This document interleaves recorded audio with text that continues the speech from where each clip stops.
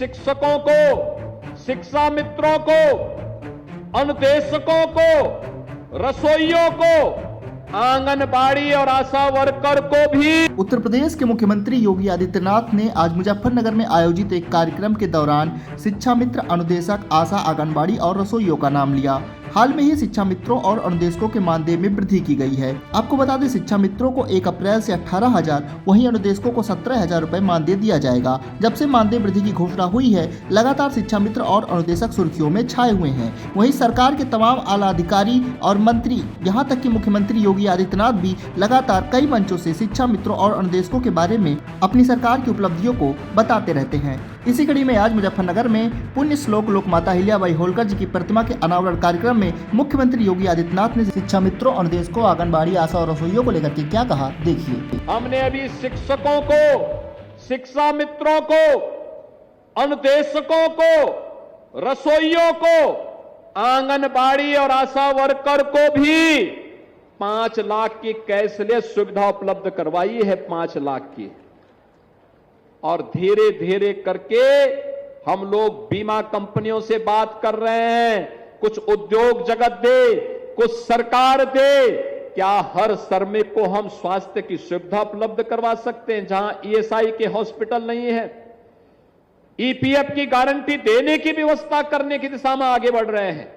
और इसके लिए हम लोगों ने प्रदेश के औद्योगिक विकास के आयुक्त को, जिसमें औद्योगिक विकास के एडिशनल चीफ सेक्रेटरी और प्रिंसिपल सेक्रेटरी लेबर को भी रखा है, उद्योग जगत के भी और श्रमिकों के प्रतिनिधियों को रखा है।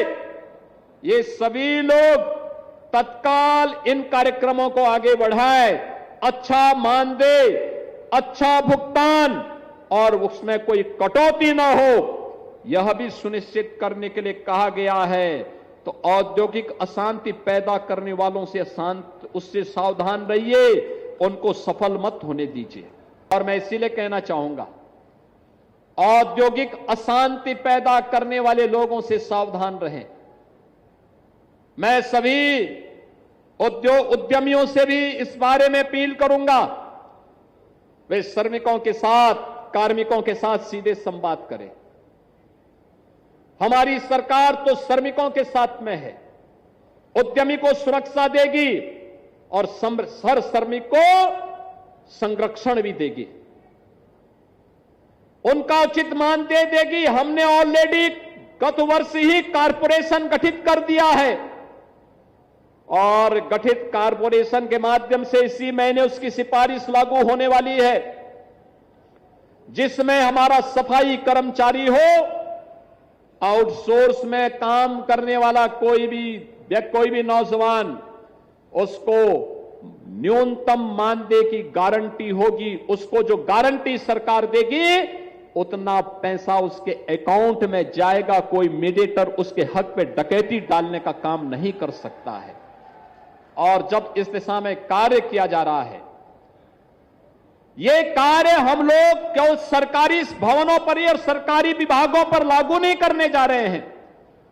अगले कदम के रूप में हम हर औद्योगिक संस्थान को भी उसके साथ जोड़ना चाहते हैं, हर श्रमिक को सामाजिक सुरक्षा देना चाहते हैं। हमने अभी शिक्षकों को, शिक्षा मित्रों को, अनुदेशकों को, रसोइयों को, आंगनबाड़ी और आशा वर्कर को भी 5 लाख की कैशलेस सुविधा उपलब्ध करवाई है, 5 लाख की।